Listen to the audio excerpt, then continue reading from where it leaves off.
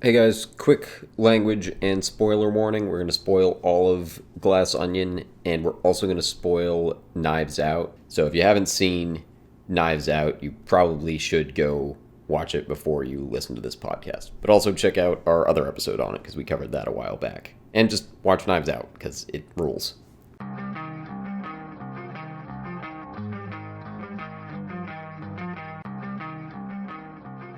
Welcome to Interior Analysis. I'm Evan Westman. I'm Jelani Kelly. I'm David Jones. And today we're talking about Glass Onion, the Knives Out movie, and we're joined by our guest Miguel Ortega. Hi, hello. All right, so to start off, why don't we go through our experience watching this and group in with that, like, a little bit of expectations, or like, if you guys saw the trailers. I didn't, but if you guys did. Jelani, why don't we start with you? Knives Out was better. Reveals in this movie felt way less earned, just in general. My brother and I we laughed at it, like, a lot, because Daniel Craig's southern voice is just so funny to imitate. So we were poking fun of that. And then it, like, kind of died down once we went to the flashback section. It was okay, at best, in my opinion. Okay, David? So I watched it, I think 2-ish days after it came out on Netflix. I didn't get to see it in theaters. I really wanted to. And I watched it late at night at my friend's house with a lot of people who I hadn't seen in a while because they were home for the holidays. And it was an interesting group to watch it with because none of them are movie people per se. And we all were left with the same kind of reaction where we were like, the first one was better. Mm-hmm. My one friend said something which I found very interesting. He said this one felt more direct. And I think he meant that in the way that it was more obvious. And that was my initial takeaway the first time I watched it was, man, I really solved it before we even got there. Because, like, before we got there, like, by the time they were sitting and, like, it's the first time Miles and Andy have that exchange in front of everybody, I'm like, okay, Miles did it. And then everything just kept happening and it kept reinforcing in my mind, Miles did it, Miles did it. And I was like, this can't be it, right? And then it was it. And I was like, man. And then everything I've kind of read about the movie afterwards, and when I rewatched it, I'm like, am I just falling into his trap? Because I feel like this is what Rian Johnson kind of wants. Like, he wants it to be so obvious that if you figure it out, it's not even like a win.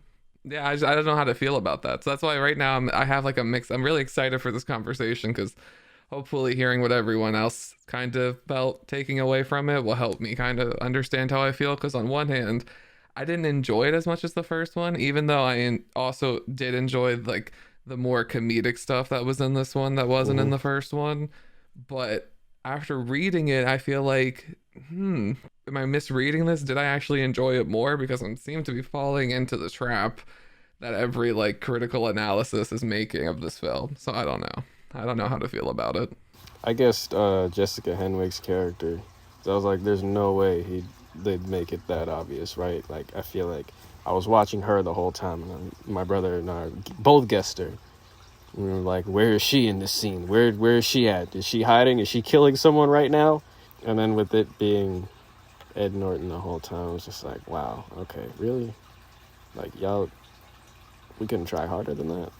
I won't get too far into it. That was very much not my experience. But so, Miguel, I don't know if you want to start with this because we saw this together in theaters, and then I watched it again with my family after it came out on Netflix.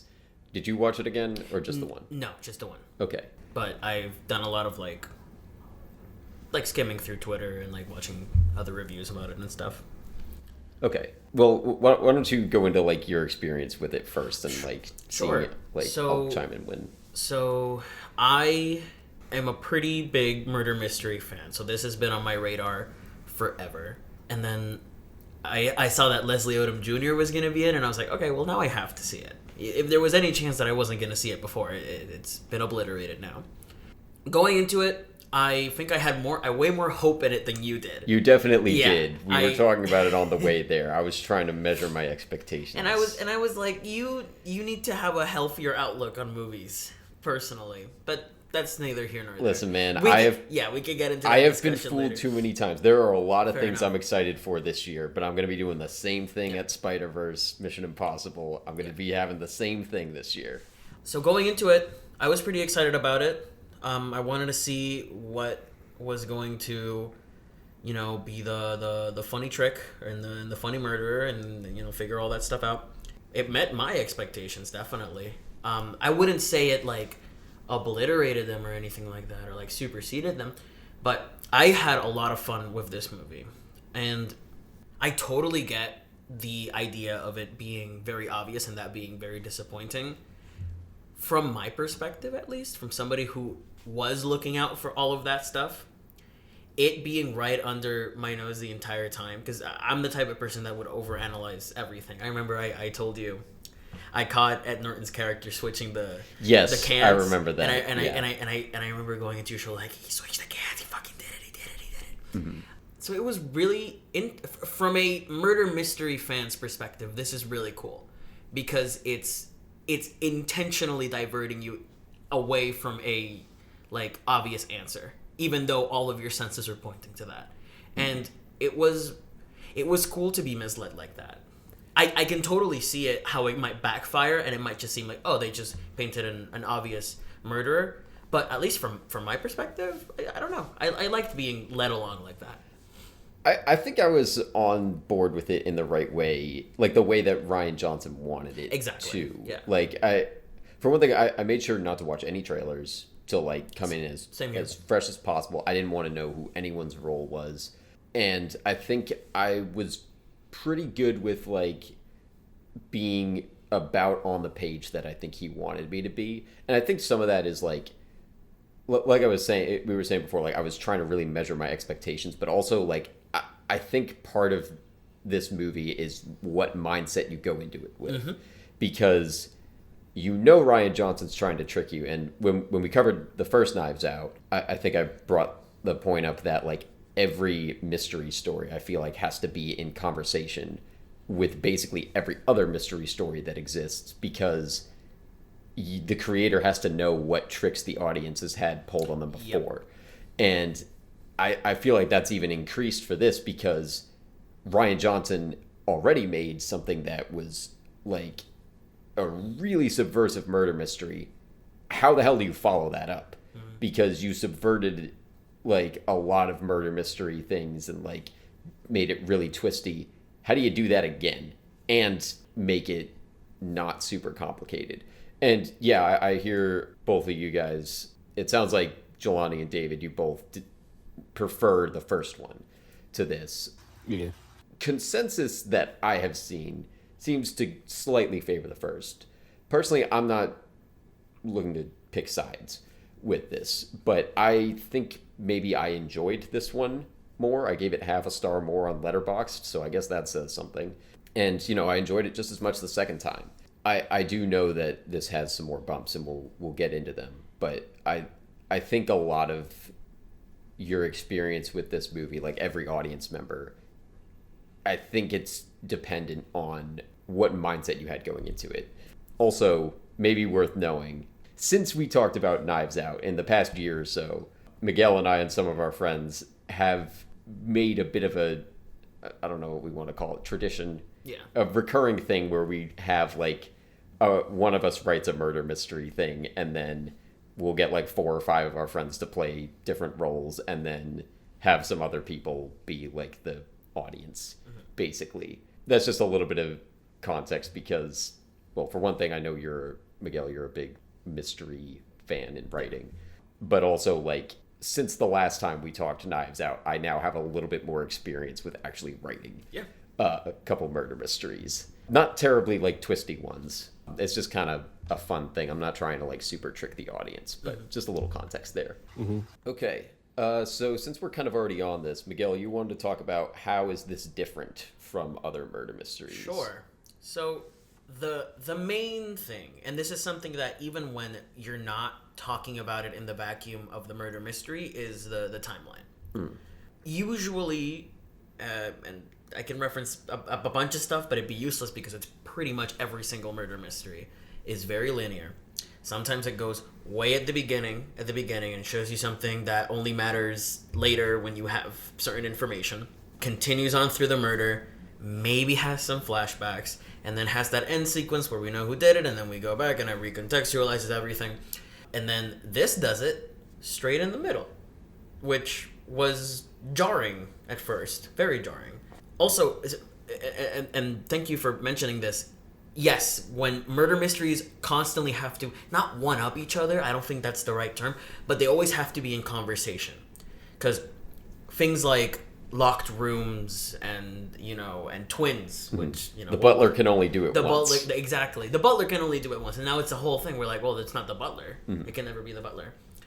And Glass Onion does not care about that. It really doesn't. It uses its twin trope very, very haphazardly. It doesn't really care. It kind of embellishes it, and it also uses its whole, it's the big host at the end instead of any of the individual suspicious guest, which I enjoyed. I enjoyed that it had pride and it didn't feel like it needed to majorly divert from any systems that have been implemented already. And I guess as far as a twin being involved in the actual mystery, I did not feel like it was done poorly. I think it was actually done quite beautifully. The fact that it is such a common thing, and not just murder mysteries, but in mysteries in general, I can see why you would have a gripe with that and you would sort of tune out for the whole thing. For a bit, I was a little bit disappointed that they were pulling the twin thing, but I think having the fact that they're twins not be the major sort of aspect about that character. Janelle Monáe. Yes, Janelle Monáe. Where was I going? I'm sorry, I zoned out. The twins. Yeah. That aspect did not bother me as much because they enveloped a lot around it, and usually when you think about twin tropes and murder mysteries, you're thinking about, I'm not the killer, it was my twin, or the victim is not dead because it was the twin instead. Oh my god, so that means that the real person is still running around. Nothing like that. So I guess I disagree with the notion that the fact that there was a twin immediately invalidates the whole mystery. And then the other thing is that I noticed was Daniel Craig's character being emotionally involved in the actual thing. And because usually when you think about the detective character, whether it's like noir or more modern murder mystery, you see somebody that observes everything from a very detached point of view. Meanwhile, Daniel Craig's character is coming in from a more connected, he has a mission that he has to accomplish. Especially in this one, he has basically a whole agenda. We find out exactly going into the weekend, and he cries when Janelle gets shot, and it's like now that was hot sauce. It was hot sauce. You're right. And he gets pretty peeved at the end. It feels like he's more integrated into this when usually detective characters sort of work around that barrier that they put in front of themselves from the actual mystery. And you get the noir people that are like, the city never... city smells like the inside of a whiskey glass. The city never changes. It always rains and it washes away the sorrows. It was extremely different from at least what I'm used to. And I enjoyed the fact that it didn't feel like it needed be different. It's weird because it was extremely different. But at the same time, there's this thing in the writing where I feel like, they had the twin trope and whatever, and they didn't care. And not in a bad sense that they didn't care, it was sloppy. They didn't care that they put a bunch of stuff that I think they liked about murder mysteries, and they messed around with it a bunch. And they used some stuff that they knew was already worked, and they used some new stuff, and they meshed it, and I think at first glance it looks really weird, but you eventually you connect the lines, and I ended up liking it a lot for what it did, differently at least. There were a number of things in this that I felt like could have gone really badly. Oh, for sure. And it sounds like for some people it did kind of not hit, but I kind of didn't mind in a lot of cases. I didn't even notice the twin thing as a trope until someone pointed it out. When that happened in the theater, Maybe that's just me. But it didn't really matter to me. And like, there's a few other things that he does, like the fact that there's no master plan and it's just Miles pulling things out of his ass. Like, I can see some people maybe being disappointed by that. I don't mind either, and I'll get into that later. He even does one of my least favorite things for reveals, which is the Guy Ritchie thing, where it shows us a scene and then shows us later that wasn't the whole thing. Yeah. It does that a couple times in the flashback part. It was annoying. And that kind of goes back into tropes, like the one other one that I've seen be mentioned about this is the whole, oh, this character's silent and moody and doesn't interact with anybody. They're really mysterious. Don't mess with them. And then it just turns out that it was just her acting the whole time. That's an you're talking about Janelle Monáe's character, yeah. right? Yeah. Okay. Do you guys have any responses for that? I don't like the cheating. I've never liked the cheating. The cheating? The cheating with the reveals. How are we supposed to know it was going to be a twin the whole time? Come on, it's a sequel. No. I see you there, though. I didn't mind, but yeah, I think you can legitimately call cheating at a couple points in this. Nah, the bulletproof journal. Come on, bro. Nah. I don't remember, but I might have had a problem with this in another mystery movie we watched, and I think the only one we've covered on here, we covered Knives Out, right? Yeah, Knives Out, and then if we want to count the Sherlock episode, I feel like those are kind of our only two. Unless I'm I don't forgetting know. one. I've had a problem with cheating before. Nah, you need to show me hints or something tiny, something small. Like, mention the sister earlier on, like, just as a passing line. Like, my brother and I were trying our best to just listen to everything. Like, oh, that's going to be important later. Oh, that's going to be important later. The only thing we were right about were the damn pineapples. Like, I guess that too. That was the one thing I wasn't okay with that. Like, I like. But there was some, like, even like when he's talking to him and he's like, they're gonna bringing people together who want to all have an agenda to kill you, to play a game about killing you is stupid, man. And he's like, that's like bringing a loaded gun and letting it go off when the lights go out. You didn't call that. That wasn't like obvious enough that you were like, that's happening. No. Wait, I might have. I don't think I said anything though. Because that was the thing with my experience with this movie, and that's why I don't care about the cheating, because to me this movie, it feels so intentional. Like, it's kind of like what Miguel was saying, where he was saying it doesn't turn away, it doesn't shy away from embracing what makes whodunits what they are, because it has so many tropes. And that's why, like, when I was watching it the first time, I was really, and that's what kind of makes the whole Beatles analogy of looking too deep at something that has no meaning kind of work for me with this film, because at first it bothered me, but then I was like, oh, this is just Rian Johnson just mind fucked me, and that's just what this is. Because whenever any trope happened, when you fake your own death to help the detective, when he poisoned his own drink, when they had the look-alike and then it was a long lost relative, it's like all that's like trope after trope after trope, and that was enough to convince me that something more has to be happening, when in reality, no. It's just Miles. You were right 30 minutes ago at the beginning. It's just Miles. But he just disarms you mentally, at least in my opinion, with throwing every trope at you that I'm like, okay, yeah, sure. That's why the cheating, to me, it doesn't bother me, because it was all a misdirection. Like, at the end of the day, all of this was just, he was like, no, this was all not what it's about. It's as simple as just Miles screwing over his friend, and the sister's here for redemption. Because in the dialogue, they don't hide it at all. Like, when you rewatch it, it's all there. When you sort of go back to the theme of the whole movie of, like, you can be rich and an idiot, right? You can be at the highest apex of power and still be brain dead.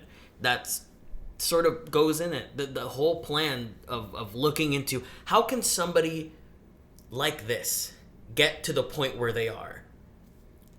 They don't need anything. They don't need a complicated plan, and I think that sort of mirrors the viewership of you looking for so many clues, trying to figure out. No, it can't be that obvious. It can't be just because of money, and it is.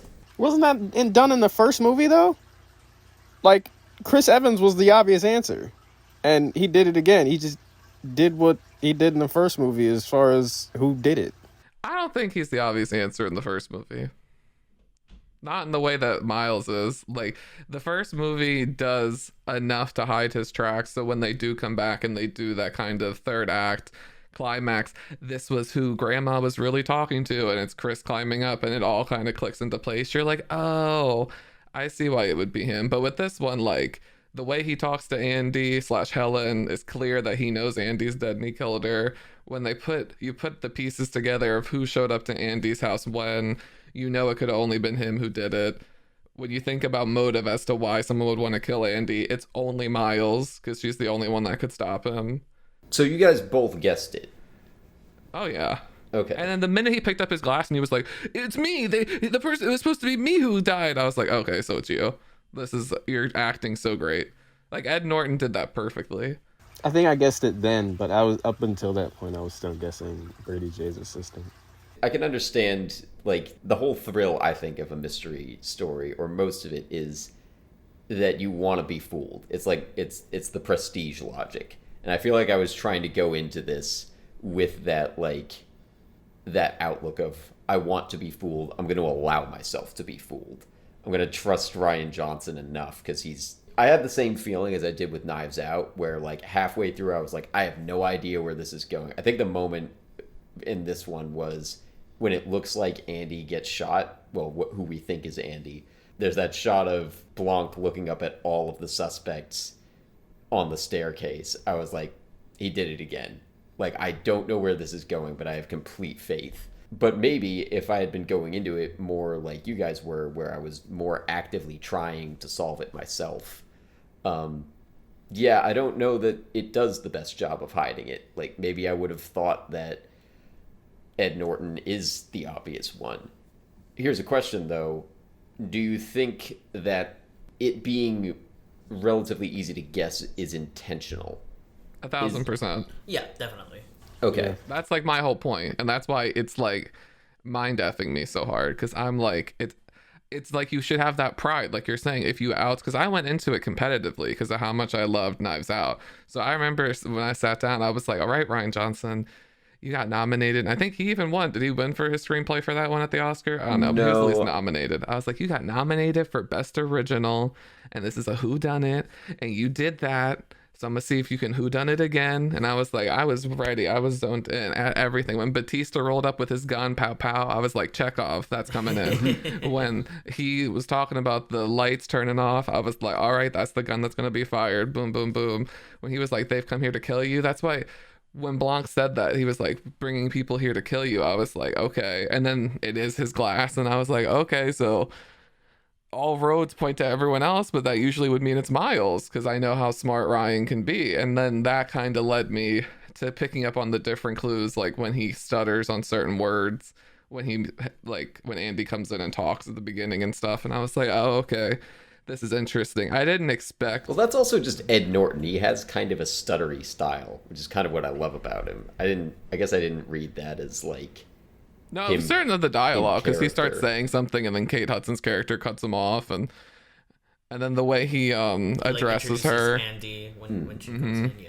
You don't think him messing with the angles though, and who was in what scene is also cheating? Like, I think for it's example, definitely cheating. Yeah, It's for example, when Dave Bautista is watching, but then you also see later on that Blanc and I forget her character's name, Janelle Monáe, were also behind him, but we didn't see them because of the goddamn camera angle. Like, I guess I have a question for you, Jelani, which is, if it's cheating, Yeah. would it be cheating if you already won from the beginning? Like, you can already tell it's Ed Norton? Is that what you mean by cheating? Like, is the game that they are cheating is, I'm trying to figure out who did it before they reveal it? no, I consider it cheating when there's things there that we weren't clued in on earlier. Okay. So, like the twin thing, like how, or the Batista scene I just mentioned with Norton and Duke's girlfriend. Like, how were we supposed to know that they were also, the two of them were behind him the whole time? Like, stuff like that. Also, I expected more bodies.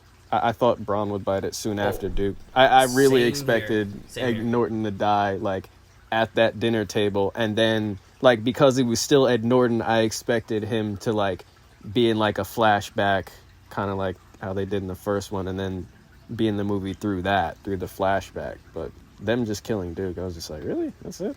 Okay.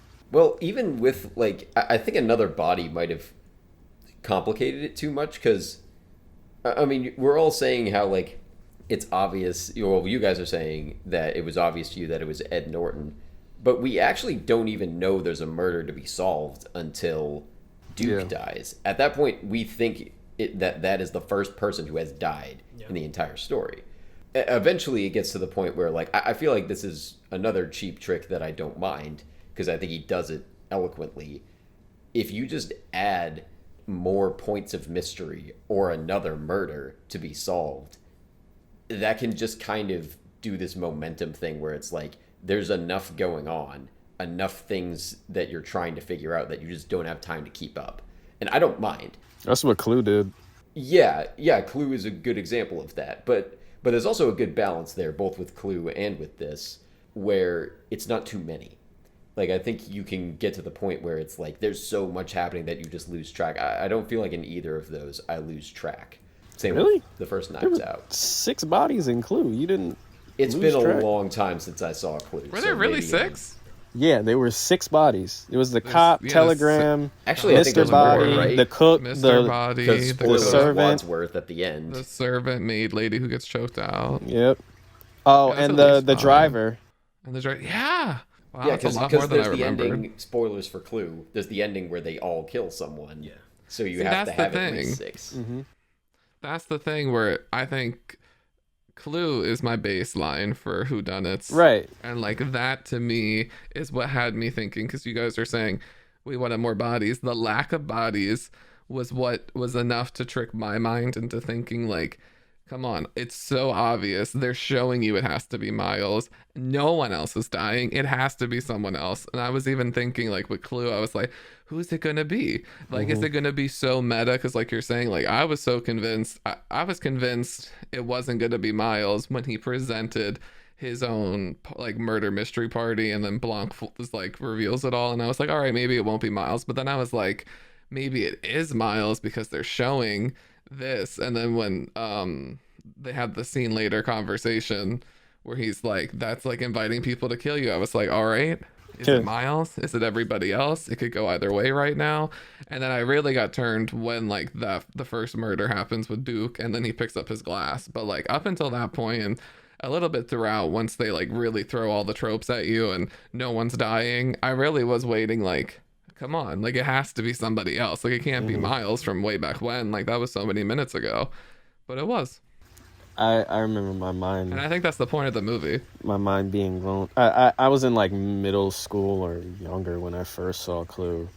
And with all the endings, my mind, with one of them being, again, spoiler, with one of them being the butler, I was so shocked. I was just like, what is Tim Curry doing with the gun, Mom? Why is he pointing the gun at the group? Like, it took a second for that to register. I don't know what that has to do with this. I think it's because I couldn't, again, I was young at the time. I couldn't guess back then who the hell did it because there were so many factors involved and what they were talking about I couldn't completely understand. So with me watching this and wanting to actively solve it and with it just being the easiest answer, I was a little disappointed. I can see that. I'm not going to argue with that at all, although it was very much not my experience. Yeah. Jelani, did we want to move into your topic, the like out of order, non-linear storytelling? I feel like we've been touching on that a bit already. Sure. So I'm no expert on this. As the biggest, I looked up a list, just a random list. I just Googled movies out of order. Google gave me a list, the top link, 15 movies. Literally only seen one on there, and it was Pulp Fiction. So that's the biggest example I can think of when it comes to me seeing movies with non-linear storytelling. Half of the movie is the flashback, and whenever we got to that, like, that was a long-ass, like, lunch scene or whatever they were talking about. When that twin reveal first happened, I desperately wanted to get back to the present. Like, if it was, like, cutting, like, in the first movie, if it was cutting back between the past and present, revealing clues that were there, or showing things from a different angle or whatever, I would have been more engaged, I think. But with half of the movie, old girl just got shot, and then we cut back to the past for a good hour, I think. I don't know if I'm exaggerating on that, but I think it's 30 minutes. Yeah, that was. It was 30 only minutes. 30 It's a chunk minutes? of time. It's a chunk of time, though. All right, it's a good amount of time. It feels hefty. Yeah. There's a lot there.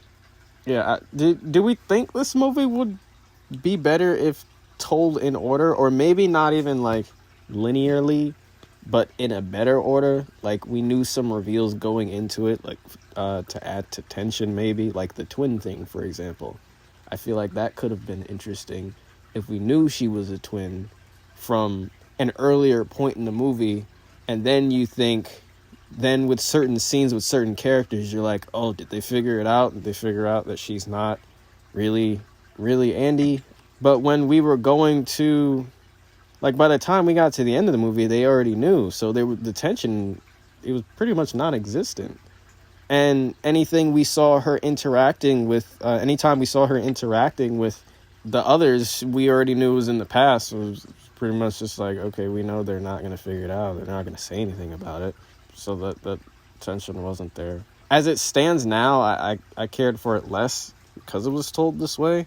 Again, I've said before, I wanted to follow the mystery along to see if I could figure out who did it. Then they threw in twin sisters, bulletproof journals, and Mona Lisa. Only thing I said before, the only thing my brother and I could predict was the pineapples coming to be important later, and I would say it was pretty important. I feel like my take with the non-linear storytelling thing is like there's a pro and con to it, because you were kind of saying this, Jelani, like there's no tension in the flashbacks. I feel like they're really just there for exposition, and you do need it. I didn't mind the first time. It was definitely the least interesting part to watch the second time around. But on the other hand, I think it does follow the cardinal rule of nonlinear storytelling, which is, to answer the question you posed a minute ago, Jelani, like I do think it kind of does need to be nonlinear, because I think if it was linear, not to say that this is the best order, maybe there was a better one, not one that comes to mind for me, but it does give you a good experience, or it gave me a good experience with keeping me interested the whole time. Because if you know Blanc is going into this trip with an agenda, and you know that he's already got some idea of what's up, and you know that Andy was killed, well, then that takes away even more tension. And maybe the flashback is not the cleanest answer to that problem. I think it is an okay answer, though. I'm not arguing with you bumping on it. I did not, personally. So I imagine there could be a better answer to this. I don't have one myself. Also, how do we feel about the murder being like, I think it was like 40 or 50 minutes in? It's quite late. It's quite late. Yeah. Mm-hmm.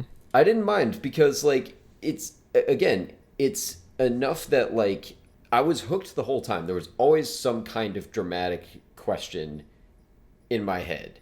So in that sense, he really succeeded. Because if there was any point where I didn't have a question up until, like, maybe the last 5 minutes, then it's kind of failing at giving me the experience that I want.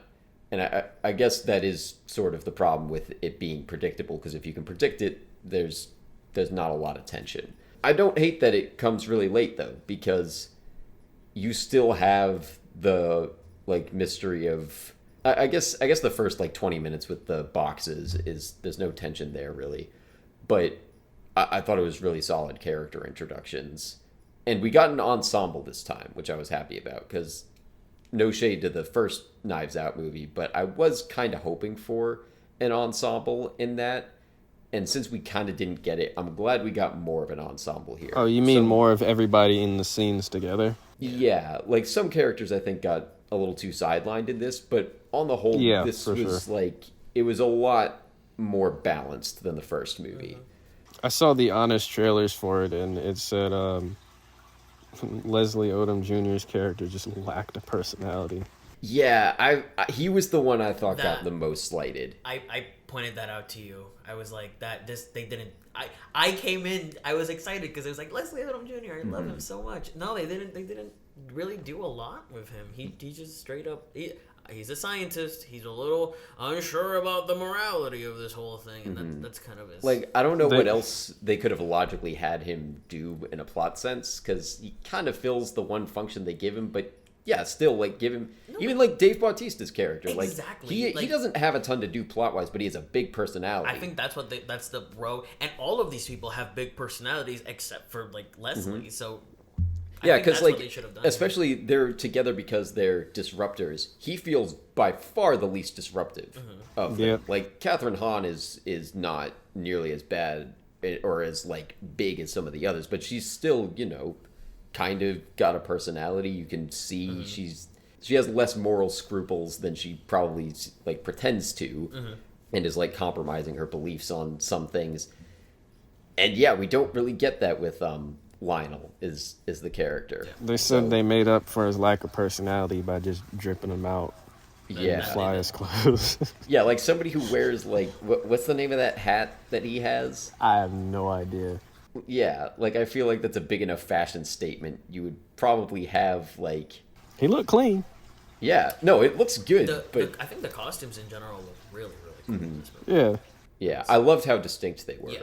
I mean, the same thing happened with and I was also really interested going into this because, like I said, I didn't watch any trailers, so I didn't, and I saw the cast list, or at least most of it, but I was wondering because I was like, they're probably not going to do another family thing. So what is like the group gonna be for this movie? And I think this was a really interesting choice for a group, like a billionaire's inner circle. I was happy with that, but yes, Lionel gets super sidelined.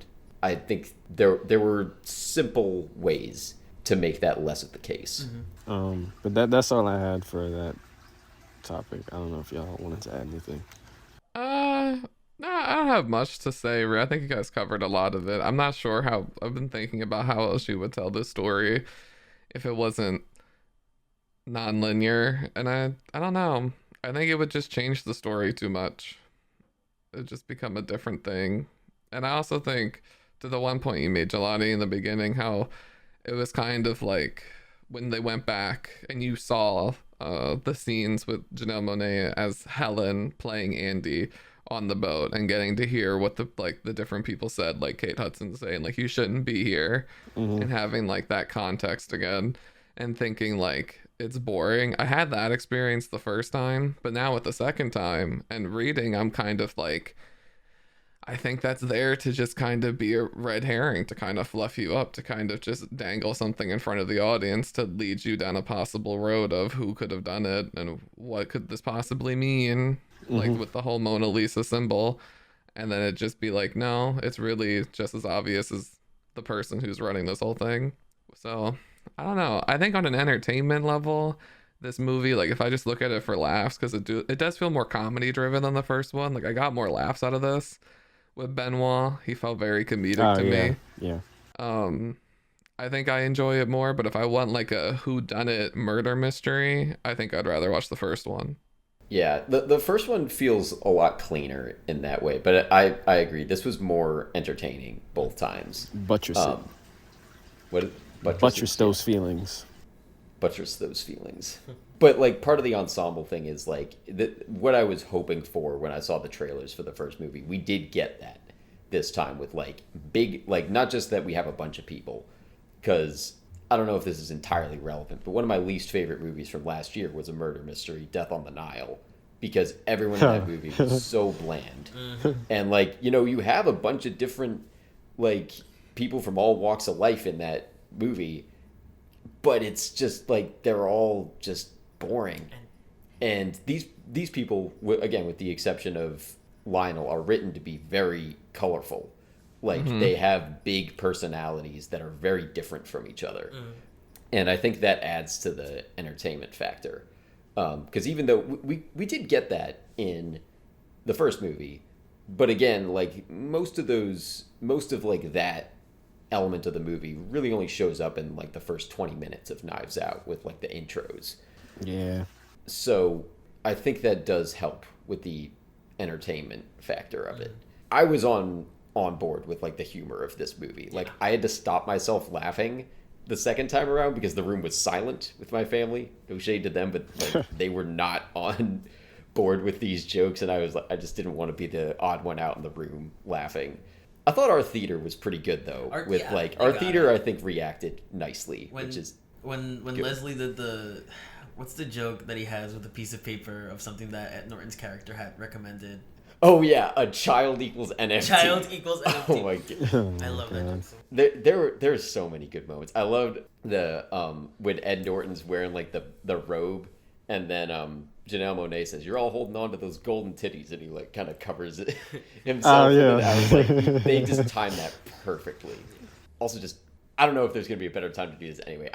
I fucking love Ed Norton in anything, but he was so good in this movie. So good. Yeah. They let him do like all his like Ed Nortonisms, and he's so good at being an asshole. Like I love his asshole characters, and I feel like we haven't seen him play one in like I don't know if any of you have seen The Italian Job. He is like one of the most hateable villains in that movie. It's not like the greatest thing, but Ed Norton is excellent in it, and he just I love watching every minute of him in this movie. I was so pumped when they announced him, and they delivered very hard. How did y'all feel? I think this was the dumbest part of the movie. How did y'all feel about her, Helen, that's her name, holding up the fucking evidence to dude in his face, and he just lit it on fire in front of her? She knew he had a lighter. I thought it was kind of funny, actually. I was devastated. I didn't feel cheated at all. Who does that? Like, no, I didn't feel like that. That was just stupid. I agree that it was stupid. I'm on board with you. I found it comedic, and I think it sort of drives into that whole he's kind of doing this whole plan out of like the spur of the moment. And then we do get that moment. I think it pays off because it does lead into Ed Norton like showing himself as the villain. Yeah. With like, what? I didn't see anything. Because you didn't. So we've got some big accusations going around now.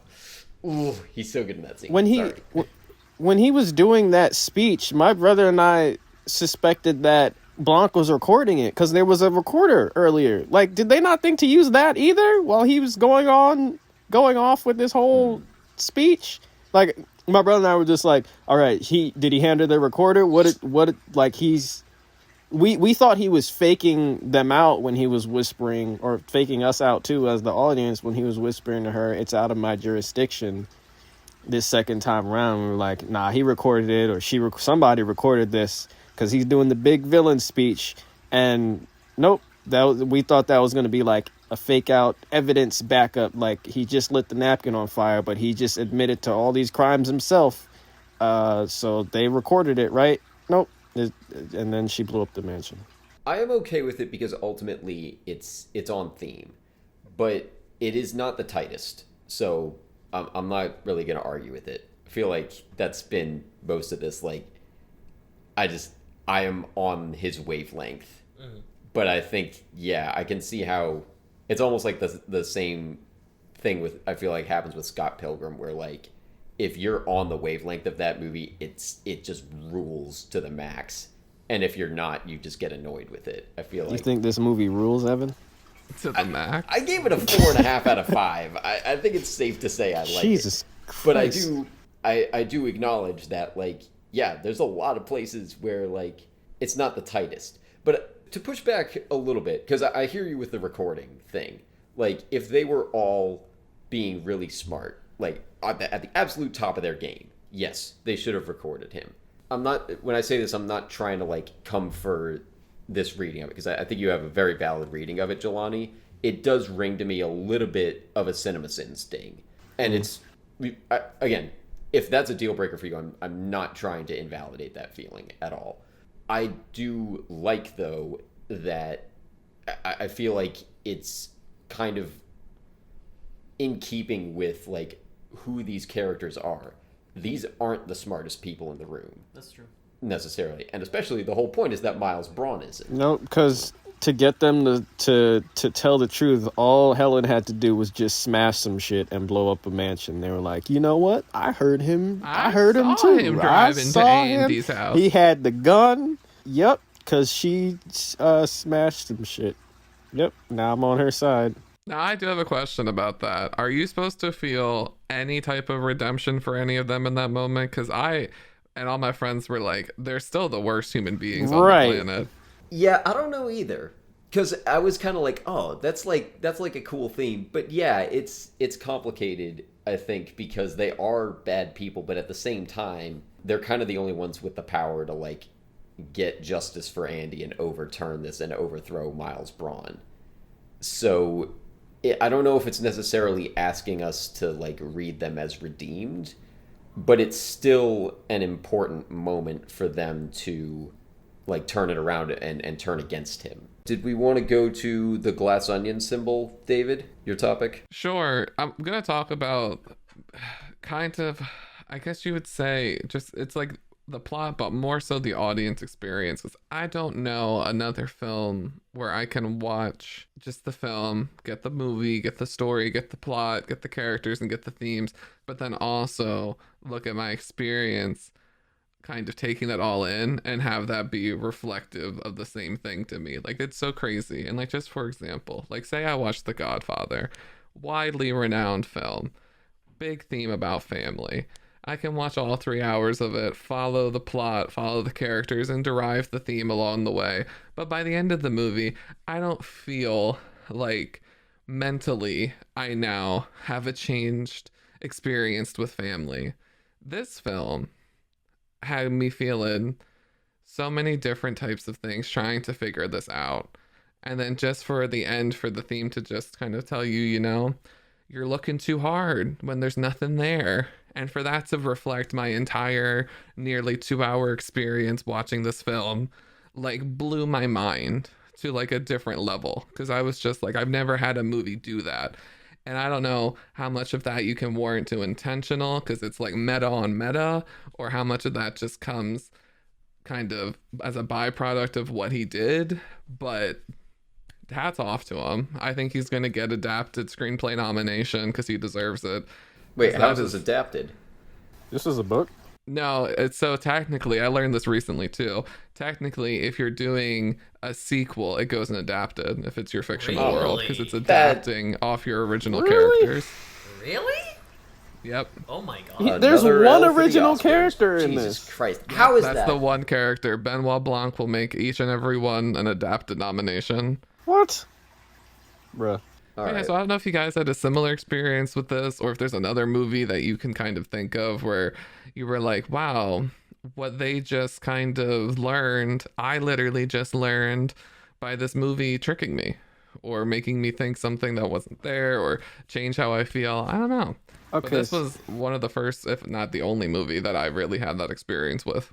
So I was thinking along the lines, I think. I was thinking, what exactly is the glass onion? Theoretically, if an onion was made of glass, you wouldn't need to pull back the layers to see what lies at the center. Was that the point? Because that runs parallel to Who Done It, as you see the answer was Braun without needing to peel back the layers. Right. And it's the same thing with Mona Lisa. You would think in a whodunit movie with that much emphasis on Mona Lisa, it's gonna matter. It's gonna the napkin's gonna be taped behind it, or some iconic piece of art like that. Because if you saw that in like an Hercule Poirot 1960s movie based off Agatha Christie, that would be the big reveal. But this movie's just like takes that kind of concept that you know you're gonna have, because anyone who likes whodunits is gonna be watching this movie, and throws it out the window and sets the Mona Lisa on fire. Like an onion, there's layers to the theme. Indeed. You see that? Like Wogers. That's crazy. As well. What a great title. It really is. What I'm taking.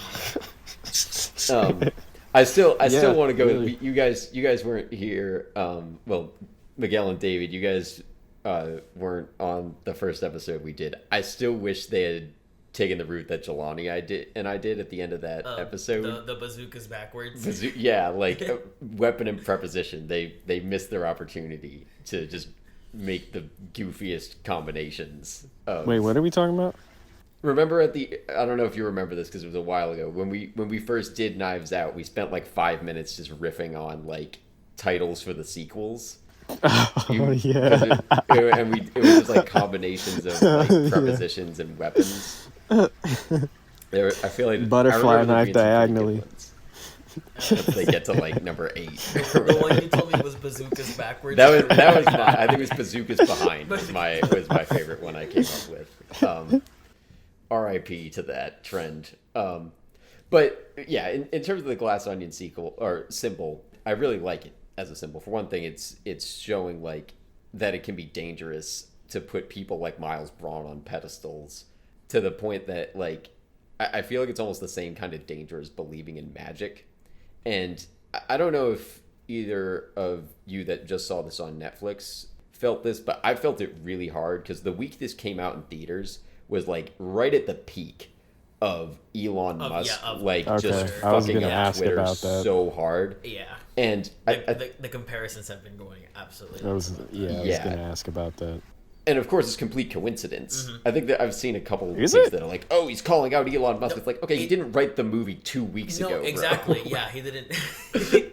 Like, it's complete coincidence, but like, it lines holy up shit, so what a moment! Perfectly, yeah. Mm-hmm.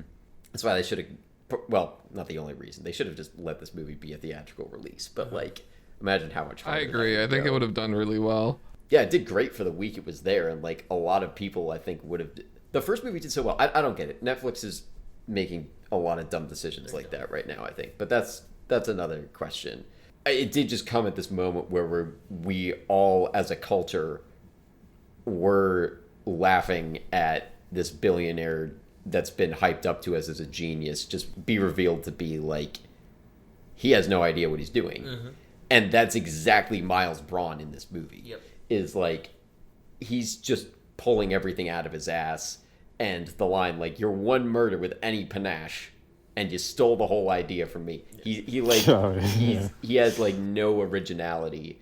That's what I'm saying. When Benoit Blanc is even saying, it's so dumb, and they're like, it's so dumb, it's genius. He's like, no, it's just dumb. It's just dumb.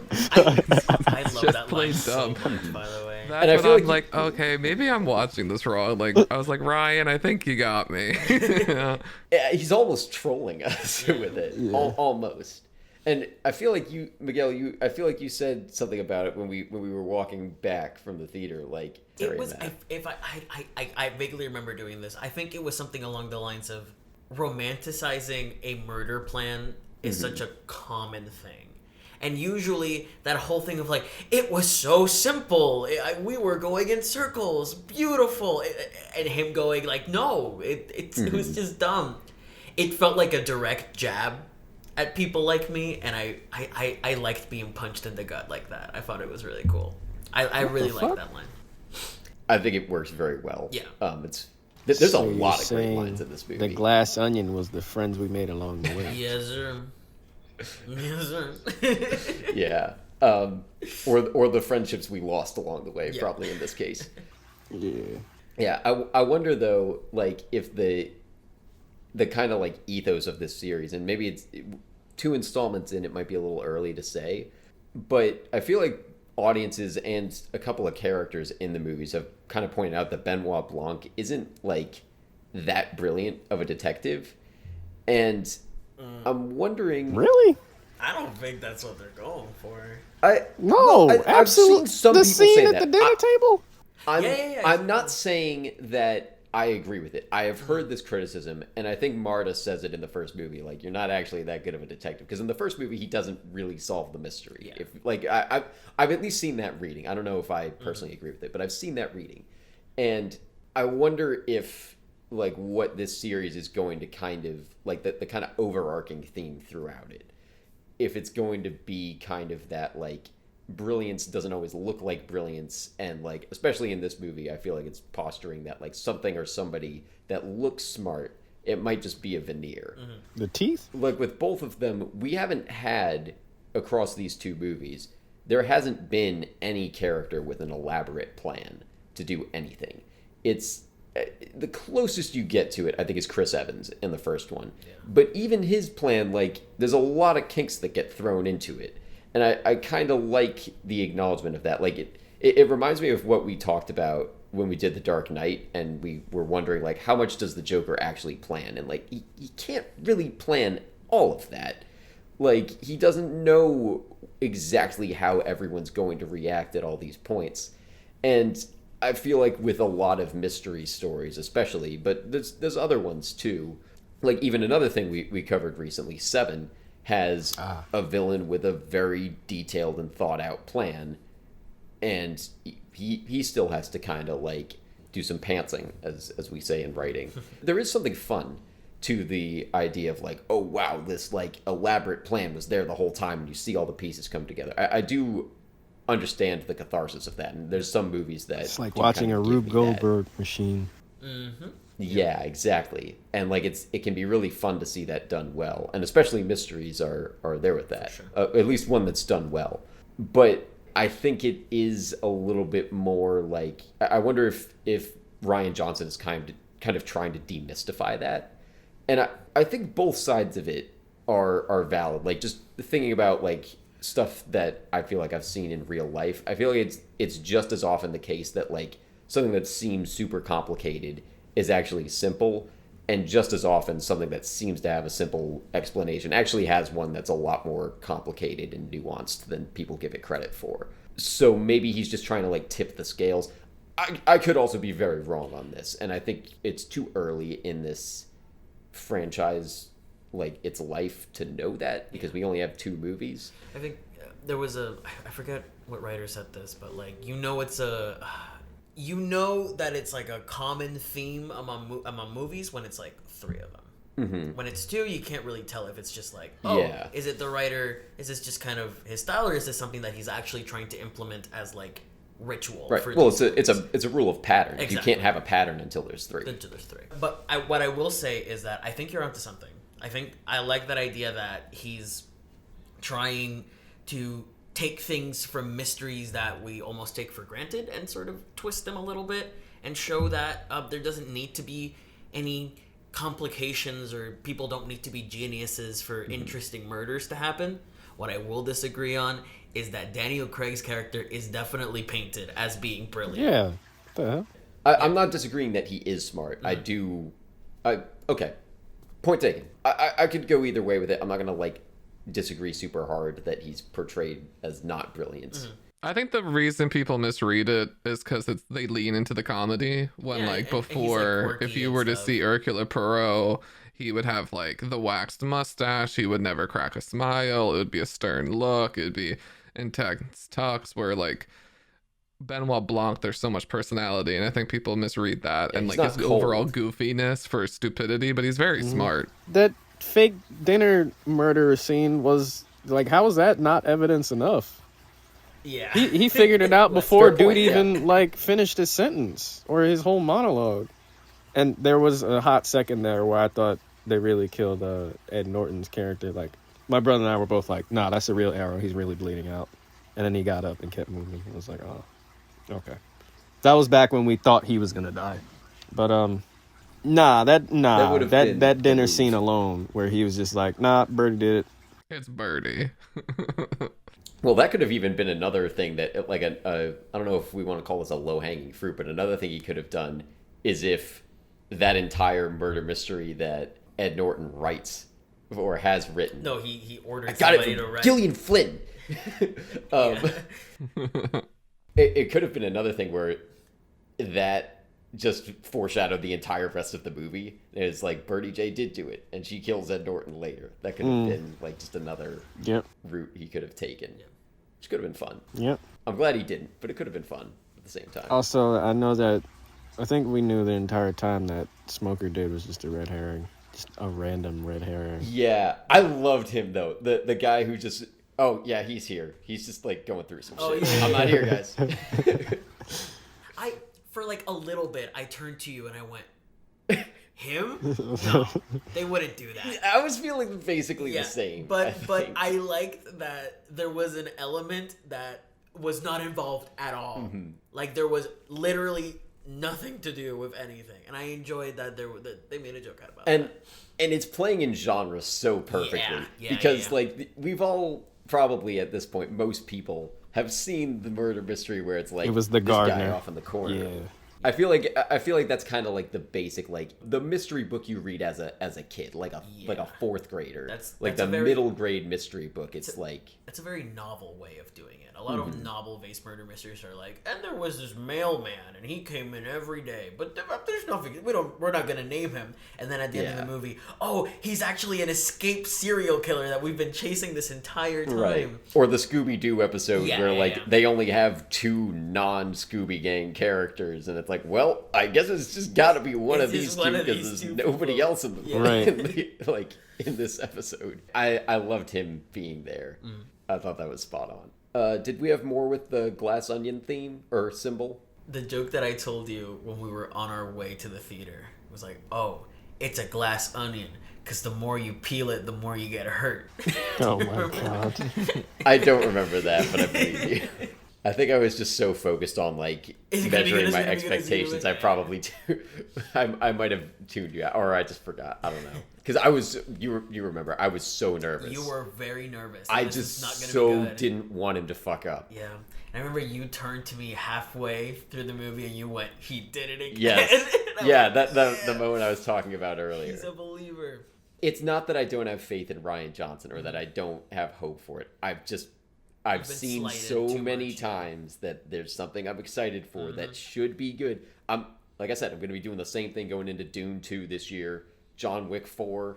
Yeah, my topic, if we're done with the others, was I called it the theme of disruption, but I feel like it's probably going to go other places because I'm not sure exactly where I'd draw the line with it or not. Just like there's a lot of stuff in this. And again, this is maybe part of why I am forgiving of some of this movie's faults, is that I feel like I really vibe with it thematically. My favorite line in any movie from this past year is, "It's a dangerous thing to mistake speaking the truth for speaking without thought." And it's a great line in itself, but it's also like carried throughout the rest of it, I feel like, with like the disruptor theory that Miles poses and how most of these characters are like calling themselves disruptors, but really they're, and yes they are, but they aren't kind of being as subversive as I think they are.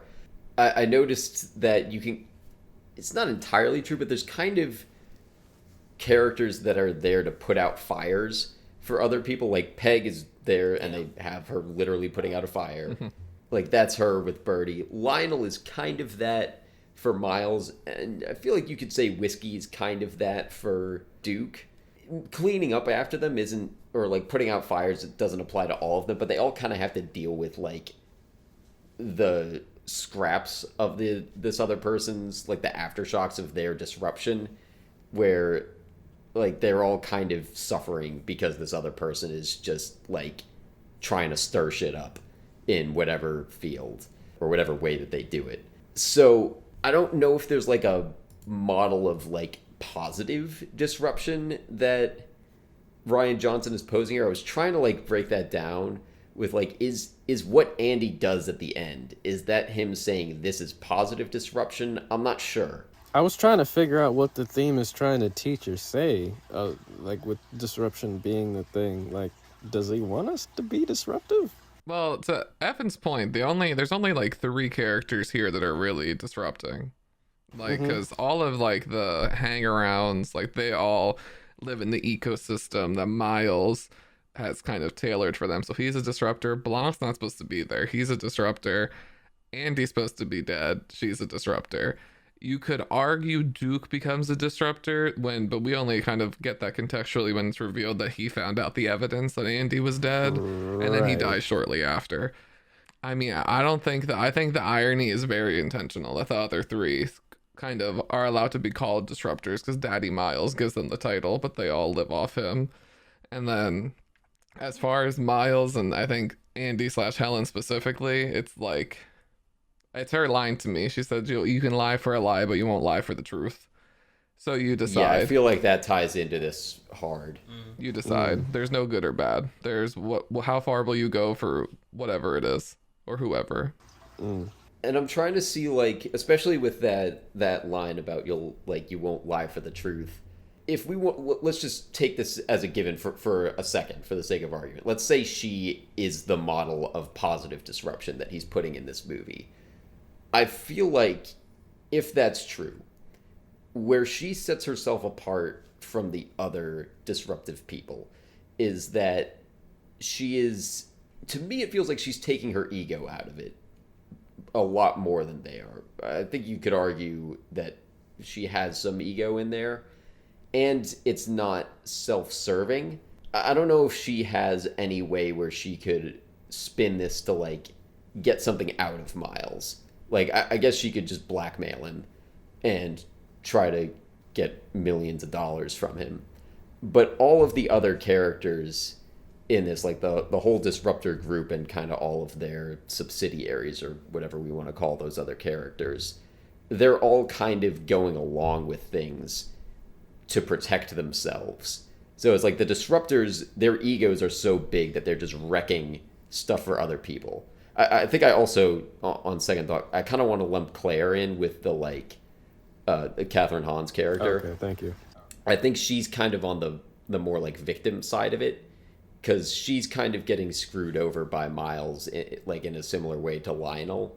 You know, like, they have their whole conversation at the pool. She seems like she's more on the disrupted side than the disruptor side. Is his point that, like, disruption needs to have ego and, like, self-interest removed from it to be true disruption? Maybe I'm just grasping at straws there, but I think he is kind of exploring some of this, like, relationship between, like, what does it really mean to, like, be countercultural or disruptive, just to keep using the word. Well, racist, be anti-Semitic, that's one of them. That's one of the ways you can do that. I don't recommend it. Yeah, and I don't think he's advocating for it. Yeah. And, like, we have enough of that in there that I feel like his message there is pretty clear. Like, all of the disruptor characters have, like, several moments where their disruption is shown to really just be, like, insensitivity or just outright malice. Birdie J has a few lines where it's like, oh, that was meant to be a tribute to Beyonce. We don't really get context for what that means, but it doesn't sound good. Yeah. And I think there's the other one of my favorite lines of the movie is, Birdie, please don't tell me that you think sweatshops are where they make sweat outfits. I died at that. But I feel like that's a big part of it, is that, like, these people are just so in their own worlds. And, like, I don't want to, like, fully diagnose it as narcissism, because I feel underqualified to do that, but maybe it is. But, like, their egos are just so big, and they're so self-interested. They've come up with this theory that they are actually, like, the people being, like, braver, and they're the only ones who will dare to do this stuff. Mm-hmm. Personally, I really like that he's deconstructing that and showing that, like, I guess I'm just wondering if he's, like, trying to make a clear distinction between what is, like, disruption in a good way and what is just being an asshole. Because I feel like there's all the characters who, it pretty much just boils down to, no, you're not disrupting in the way you say. You're just being an asshole. I kind of went all over the place there, but, like... Why'd you call me an asshole? I was calling you an asshole. You hurt my feelings, Evan. You're a disruptor, Jelani. Oh, is that why? You should apologize. Should apologize, Evan. I'm sorry if I offended. I didn't think you were lumped in that category. So I wasn't targeting anyone in real life. Evan, why? I don't know. I feel like maybe it's not the tightest theme, or I just need to unpack it more. But even, like, that moment at the end where they all turn on Miles, all the other disruptors, I feel like that factors into this somehow. Because maybe they are kind of sacrificing that, like... I don't know if that counts as disruption. They disrupting his life. Yeah, well, potentially. And just like with the first movie, we don't really see what comes of it. So there's probably, like, a whole big court case that could potentially happen after this movie. But if it's anything like how they did it with this, we're not going to see the aftermath. But I feel like that moment is... He's landing some kind of theme there. Maybe I'm just misnaming it, and it's something else. What are they going to name them? Is it going to be What's gonna be the next movie? Is it gonna be a Glass Onion story or a Knives Out story? How are they gonna subtitle it? I think it's still going to be a Knives Out I don't mystery. know. But he said he hates that Netflix is making him do that. Yeah. It's probably for marketing though. But to Evan's point, I do think there might at least be an element in the character development of like those people who aren't really disruptors. They flip flop. But like the two disruptors that we have, Helen and Miles, I think if not to show like validity as to different reasons why it could be good or bad to disrupt, I think it could also just be the antithesis of one another. Like there's someone who is paying for everyone to come, making the biggest spectacle, killed somebody whose disruption is so self-involved and, like you said, ego-driven, versus someone who, against every fiber in her being, doesn't want to be there, but is still on the equal level of disruption. And it's just out of like pure selflessness. And I think that's in that conflict is really interesting, like just from a character development point of view. So I think there's an element of that going on too. Yeah, there was another thing that I felt like factored in with this. And I want to see if you guys remember, because there's this thing that both Miles and Helen do. And I think somebody else does it. It's this like cross-armed middle finger. I tried scanning through. I swear there's a third character that does this, but I don't know who. So Miles does it when he's explaining disruptor theory to Benoit Blanc. At the very end, he goes, "We all got to that line and crossed it." And he does the thing where he crosses his arms and does like a double middle finger. And then Helen does the exact same thing right before she goes to trigger the failsafe on the Mona Lisa. So I feel like that's got to be intentional. And I swear there's a third one, but I don't know who does it. Do you guys remember? Don't. Is it Peggy? Chris Evans? Maybe. I wish I could remember the context. I tried looking for it. Also, neither one of them, because I checked, I found a copy of the script because I figured it'd be easier to find it there. Actually, neither of those two are in the script. So I don't know if that means anything. But I feel like there's got to be some kind of like intention there. And I don't quite see how it's like where it's going. But I feel like the most like cohesive reading I can find on it is just like Punch Up, because like Miles is, as he's saying, crossing that line, and I feel like the implication behind that motion is just kind of like, fuck y'all, I'm gonna do whatever I think is best. And when he does that, when he's doing his whole stuff with Clear, it's like the consequences are massive and a ton of people are getting hurt. And then when Helen does it, it's like punching up, and it's just hurting Miles Braun, and I guess anyone who's a major fan of the Mona Lisa. So maybe there's something there, but I feel like I am not satisfied with that as an answer. Maybe it was just to make them look goofy, Evan. Maybe, but I feel like if you include something like that 3 times, and maybe it's not 3, maybe it's just those 2, but if you include something like that 3 times, I feel like it means something, especially with the intention that Rian Johnson puts into the rest of this. I don't think he would have done that by accident. I think you should close the book. You're reading into it. Maybe so. Maybe I'm not taking the Glass Onion lesson. Yeah, I was just about to say, this whole point was about it being the obvious answer. I think it was just dumb. A dumb... I read a review that said that like literally it's like a page and a half of just being like, it's stupid. I think it's stupid because I didn't like it, and it's stupid. And I was like, well, not getting anything good from this. I mean, they followed the lesson to a T, though. It's dumb. There's nothing more to it. But I was saying about what Evan was saying, not the movie. The movie is okay, but I was saying that what Evan's reading into that. The double. No, yeah. I very well could be. Finger. Watch the next movie be called Double Middle Fingers, of Knives Out story. I don't know a better term for like that motion. Yeah, I don't know. One thing I didn't initially pick up on until I was reading about it, though, do you think in the next one, Benoit Blanc is going to have another impromptu, shorter female companion? Because that's kind of been how it's gone. Oh, shit. Yeah, well, I very much felt the, like, parallel. I was like, okay, so Janelle Monáe is this movie's Marta, kind of. How We'll do see, you I remember guess. these? Do you have a thing in front of you? How do you remember their names? I don't know. I've seen well, maybe it's because I saw it twice. That helps. Oh, And I've seen Knives Out like 3 times at this point, I think. okay. But I think you will. I think you will. Especially now that he's confirmed gay. I definitely think you will. Oh, he is? Yeah. Him and Dope. what's his name? Yeah, because Hugh Grant Hugh apparently Grant. is his They're partner. lovers. I did not know that. Dope. I'll be interested to see if they bring Hugh Grant back and his celebrity friends. Apparently, Benoit Blanc knows some people. Yeah, Right? That was pulls a awesome. few Seeing them strings. together. Like, what are the odds? That was great. And who was the guy? I couldn't remember who it was when I watched it the second time. You said, Miguel, is it Yo-Yo Ma? The guy Yeah. at Birdie J's party at the beginning? And I looked it up, and it is Yo-Yo Ma. I was right.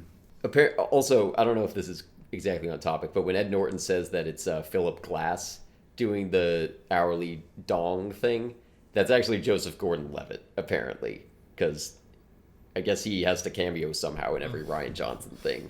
That's fun. Because I think he does a voice cameo in the first one, too. I know I've seen his name in the cast list. I don't remember. I think maybe he's in, like, Marta's sister, I think, is watching some, like, crime show, and I guess he's, like, the voice Listening to the on thing? the crime show. Hourly Yeah, it'll dong. be interesting to see.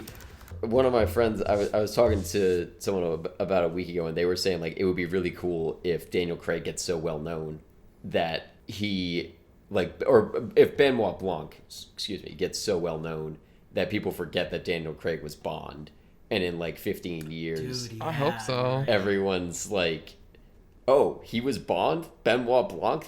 Oh, shit. Because Like, it's all memes right now. Like, And I then see it'll everywhere, be- like, Bond walks so Benoit could run. And I'm like, okay, this is funny. But, like, this could become Yeah. true, like, 15 movies later. And, he's And then like, it'll be 80 weird with, when like, people- white hair and his hairline's receding and he's still doing the southern draw. Yeah, and then it'll be weird when people find out that he's British the whole time. It'll be another one of those Yeah. reveals. Like, I didn't know Jessica Henwick, Peg, was British. And I've seen her in a couple of Is she? things. Yep.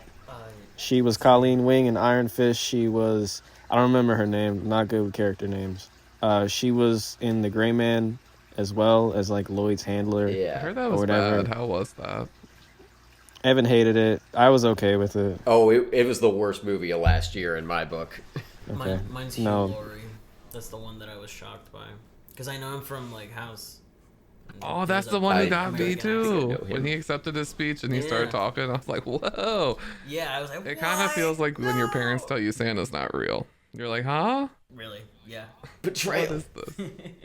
I would like to see Jessica Henwick. Like, she's good in this, and I've liked her in everything I've seen her in. Yep. I kind of feel like she has yet to find, like, a role Yep. that she can really shine in. I really need her to play, like, a stronger lead. Yeah. And I don't want, like, maybe it's good that she's not getting typecast at this point. Yeah, I feel like she's normally supporting. I feel like she deserves something, like a leading role in something. Yeah, I want to see more from her somehow. Maybe, like, I'm hoping for, like, some role where she gets, like, at least, like, a supporting actress nom. Like, I think she's capable. She just hasn't found the right role yet to really, like, shine in. It was a Because she's great every beat of it here. She has so many good reaction shots. I mean, like, the whole cast is great here. Why is she smiling like a child when Andy, like, tells the whole group off in that first scene when Miles is talking about disruption? Like, and then Helen, she hands her the bottle and she's like, whoa, and she, like, smiling up at her. Like, I don't understand her reaction there, and it's never explained. Well, I think maybe it, like, kind of ties into everyone's reaction to Andy at the end. Because, like, we kind of see by the end, none of these people really like Miles Braun. So I think they all kind of, like, want to do what she does when she's, like, standing up to him like that. I kind of feel like there's some kind of bigger symbolic thematic thing happening in that scene where she's breaking the glass and everyone else is cheering her on but not doing anything. I feel like there's some kind of social commentary going on there, but I'm not sure if I can unpack it. That's how I would read Jessica Henwick's or Peg's reaction there, is like, just kind of being in support or like admiring. If we're done with the regular stuff, we can go to the boilerplate. We good with that? Are we cooking an onion on it? Yeah, we'll boil the onion. So upcoming episodes, we have iRobot and The Menu. We have our Patreon for $1 a month with bonus episodes, and hopefully I'll get the watch-alongs up there if technical difficulties allow. We have our YouTube channel, new video on Kingsman that's up there. You can rate and review us on Apple Podcasts. Our logo's by Kelsey Hendry. I am on Letterboxd at ev_Wes. And where are all of you? Miguel, you can start with that. Oh my if God. you have any socials. My first plug. Wow. Yeah. I'm on Instagram. I'll tell you what my username is. It's Migtega, Migtega on Instagram. That's the only thing I'm on. Okay. I can link to that in the show notes. You're for people. so goated for that. Thank you. I'm on Instagram at Jelani T. Kelly. I'm pretty quiet on Twitter at Jelani T. Kelly and YouTube Jelani T. Kelly. Okay. David, there's some good locations for you to be at in this movie. I'm waiting on a good one here. I know. I went between a few, but I just want to go obvious and just go inside of the glass. Yeah, onion. there you go. There you go. Following the Everyone theme. can look at me. Everyone can see me. See, It'll be gorgeous. I guessed that mystery this time. As you should. That means you watched it right. Yeah. Wow. It's like we're following the themes of the movie in real life. Crazy. Look at us. Thank you for listening. All right, bye guys.